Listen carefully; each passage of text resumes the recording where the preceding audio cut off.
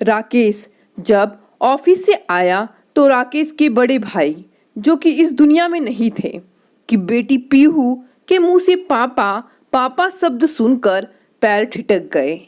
मुस्कुराकर राकेश पीहू को गोद में उठाकर प्यार करने लगा और पीहू से खेलने लगा।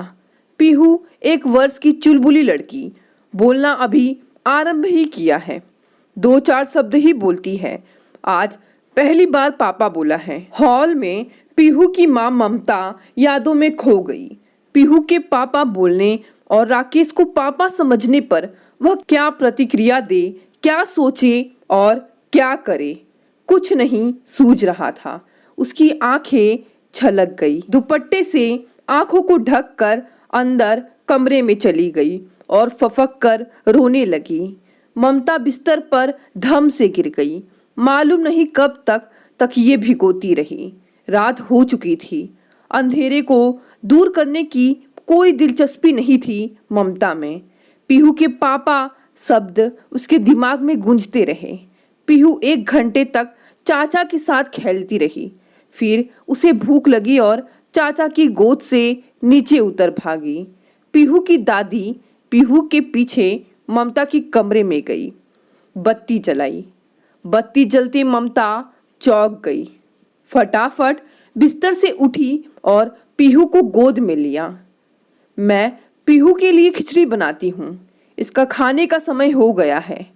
बहू को रोते देख पीहू की दादी ने कहा, तुम पीहू के साथ बैठो, खिचड़ी बनी हुई है, मैं दे जाती हूँ। रात में पीहू के दादा और दादी के बीच वार्तालाप होता है कि आज पीहू ने राकेश को पापा कहा। राकेश की उम्र विवाह योग्य है, ऑफिस का काम भी अच्छी तरह संभल रहा है। पीहू ने आज चाचा को देखकर पहली बार पापा कहा।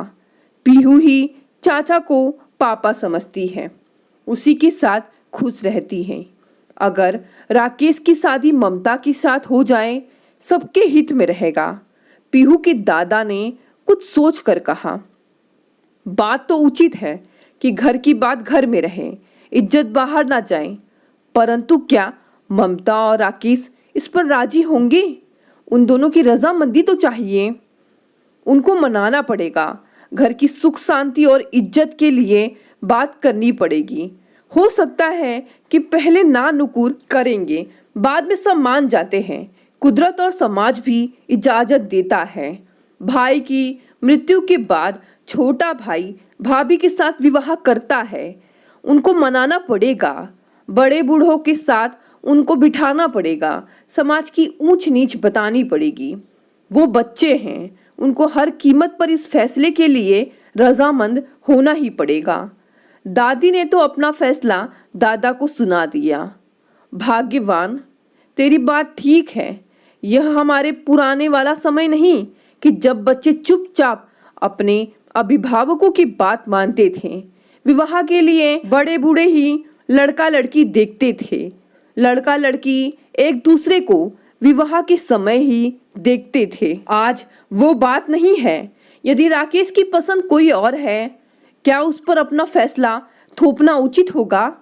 दादी ने पलट कर कहा, तुम अपनी जायदाद, संपत्ति, प्रॉपर्टी का बंटवारा कर दोगे। ममता इस घर में नहीं रहेगी तो उसका हिस्सा तो है। जवान है, राकेश की हम उम्र है। पीहू उसको पापा समझती है। तुमको पहल करनी है। ममता के माँ बाप के पास कल सुबह संदेश भेजो। ममता से मैं बात करती हूँ। उसके माँ बाप से उस पर दबाव डलवाना तुम्हारा काम है। राकेश से हम दोनों बात करेंगे। अपने बड़े मामा की बात को बहुत मानता है। भाई से मैं बात करती हूँ। दादा और दादी का राकेश के साथ बहू के विवाह के पीछे मुख्य कारण परिवार की अटूट संपत्ति है, जिसका वे बंटवारा नहीं चाहते। उनका बड़ा बेटा पिछले वर्ष एक सड़क दुर्घटना में चल बसा। उसके विवाह को केवल 1 वर्ष हुआ था। बहू गर्भ से थी। पीहू ने शुरू से राकेश को ही देखा, उसी को पापा समझती है। हम उम्र राकेश और ममता के विवाह में उनको कोई आपत्ति नहीं नजर आई। धर्म और समाज ने ऐसे विवाह को मान्यता दे रखी है। राकेश और अनु कॉलेज से ही एक दूसरे के नजदीक थे। नजदीकियां प्यार में बदल चुकी थीं। दोनों अपने परिवार से विवाह की अनुमति मांगते, तभी राकेश के भाई के निधन के कारण शोकाकुल वातावरण में बात नहीं हो सकी। बरसी के बाद ही कुछ हो सकता है। पिछले महीने बरसी भी हो गई। इधर राकेश के माँ बाप राकेश और ममता के विवाह पर चर्चा कर रहे थे। उसी रात उसी समय राकेश और अनु भी अपने विवाह के लिए सपने देख रहे थे। अपने परिवारों से अनुमति लेने की बात कर रहे थे। सपने तो सपने ही होते हैं, हर कोई देखता है, लेकिन साकार तो किसी विरले के ही होते हैं।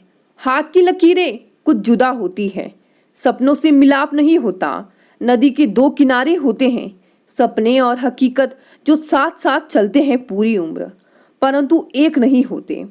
कुछ ऐसा ही राकेश और अनु सोच रहे थे। अगली सुबह का सबको इंतजार था। राकेश से पहले उसके माँ बाप बिस्तर छोड़ काम में जुट चुके थे। राकेश का बड़ा मामा तड़के ही बहन बहनोई की सेवा में हाजिर था। राकेश की माँ ने रात सोने से पहले ही बड़े भाई को फोन कर दिया था। सुबह चाय की चुस्कियां में भाई को समझा दिया कि यह विवाह उनके लिए कितना महत्वपूर्ण है। घर की संपत्ति और इज्जत किसी भी हालत में दहलीज पार नहीं जानी चाहिए। समय की नजाकत देखते हुए बड़े मामा फटाफट ममता के मायके पहुंच गए। सुबह सुबह बिना कोई इत्तला के अचानक मामा को देख ममता के माँ बाप सोच में आ गए। झट से नाश्ते के इंतजाम में जुटे तो मामा ने बिना किसी औपचारिकता के ममता और राकेश के विवाह का प्रस्ताव रखा। कुछ चुप्पी के पश्चात उन्होंने मामा से पूछा कि क्या ममता से बात की? पहले तो आपकी रजामंदी होनी चाहिए, फिर बेटी से बात आप कीजिए। वक्त का तकाजा है। आप ममता की उम्र देखो, मात्र 27 में विधवा, पूरी जिंदगी है, 1 वर्ष की बच्ची है। हमारे परिवार को कोई आपत्ति नहीं, आपको भी नहीं हो सकती, मुझे ऐसा प्रतीत होता है। बेटी की रजामंदी आप लीजिए, लेकिन उसको समझाना आपका कर्तव्य है। मामा के कथन में आदेश था। चलते चलते मामा ने कहा कि इस शुभ कार्य में विलंब नहीं होना चाहिए। यदि संभव हो तो मेरे साथ चलिए और आगे लगे हाथ बेटी से भी बात कर लीजिए। मामा कोई समय नहीं देना चाहते थे जिससे कोई विघ्न ना पड़े। ममता के माँ बाप कुछ सोचे उससे पहले मामा ने कहा, कार में बातें कर लेंगे, चलिए। शून्य भाव से ममता के माँ बाप मामा के साथ कार में बैठ गए। ममता का राकेश के साथ विवाह का प्रस्ताव उनको भी भाया। विधवा बेटी के पुनर्विवाह में अड़चन आ सकती है। आज तो उसके सास ससुर खुद विवाह को राजी हैं। यदि वे प्रस्ताव ठुकरा देते हैं तब हो सकता है कि उसको मायके जाने को कह दे। ममता के भाई बहन क्या पूरी जिंदगी उसका साथ दे सकेंगे? कार में बैठे ममता के माँ बाप इस निर्णय पर पहुंच गए कि ममता के सुखमय भविष्य के लिए ममता और राकेश के विवाह का प्रस्ताव स्वीकार कर लिया जाए। ममता के घर पहुंचकर उसके सास ससुर से औपचारिकता पूर्ण बात हुई। ममता की माँ बेटी से बात करने उसके कमरे में चली गई और पिता राकेश के पिता से बातचीत करते रहे। ममता प्रस्ताव सुनकर असमंजस में पड़ गई कि क्या उत्तर दें। आखिर बेटी पीहू की खातिर उसने हाँ कर दी। मात्र 27 की उम्र में विधवा होना किसी श्राप से कम नहीं। पिता की कमी पीहू को रहेगी। उसके सास ससुर के बाद राकेश और उसका परिवार क्या उसको घर में मान सम्मान देगा? उसकी घर में क्या हैसियत होगी? क्या दूध में मक्खी की तरह उसको निकाल दिया जाएगा? उसकी इस घर में और अपने घर में क्या स्थिति होगी? उसकी अपनी ज़रूरतें क्या सारी जिंदगी मन मार कर बितानी पड़ेगी? अनिश्चित भविष्य से अच्छा इस विवाह के प्रस्ताव को कबूल करना ही ठीक रहेगा। जब दोनों परिवार इस मिलन को स्वीकृति दे रहे हैं तब उसको इस रिश्ते में बंध जाना चाहिए। हालांकि उसने कभी देवर को पति के स्थान पर नहीं देखा। प्रकृति और समय के आगे चाहे अनचाहे कभी उन कार्य को पूरी उम्र करना पड़ता है और रिश्तों को निभाना पड़ता है। शुरुआत भले अनचाहे हो, कुछ समय बाद रिश्तों की गहराई में डूब जाता है। हर गम को भूलकर नए रिश्ते बनाता चला जाता है और समर्पण के साथ निभाता जाता है। मानव प्रवृत्ति को खुद मानव नहीं जान सका है। दोनों परिवारों ने राकेश और ममता के रिश्ते को मान्यता दे दी। राकेश जब नाश्ते के लिए अपने कमरे से निकलकर हॉल में आया तो मामा सोफे पर बैठे चाय की चुस्कियों के साथ अखबार पढ़ रहे थे। मामा कब आए? कहता हुआ राकेश अपने प्रिय मामा की बगल में बैठ गया। मुबारक हो भांजे, बहुत बहुत बधाई। बहुत क्या, लख लख बधाइयाँ, कहते हुए मामा ने राकेश का हाथ पकड़कर जोर से हिलाया। किस बात की बधाई दे रहे हो? राकेश ने मामा के हाथ से अखबार लिया और सुर्खियां पढ़ने लगा। भाई, तुम्हारी शादी की बधाई दे रहा हूँ। मामा, मजाक करने के लिए सुबह और कोई नहीं मिला? मजाक नहीं, सही कह रहा हूँ। हमने तुम्हारी शादी पक्की कर दी है। शादी मेरी और मुझे नहीं मालूम? मामा, मुझे खींचो मत। लो, इसमें खींचने की बात नहीं है। सचमुच में हमने तुम्हारी शादी तय कर दी है, मेरे से बिना पूछे। राकेश अभी भी मामा का मजाक ही समझ रहा था। तभी राकेश के माता पिता भी हॉल में आ गए और बहू को नाश्ता लगाने को कहा। इससे पहले राकेश कुछ समझ सकता, उसके माता पिता दोनों एक साथ बोले, मामा, तुमसे मजाक नहीं कर रहे थे, यही हमने सोचा है और दोनों परिवारों की रजामंदी भी इसी में है। हमने तुम्हारा विवाह ममता के साथ तय किया है। ममता सुनकर राकेश स्तब्ध रह गया।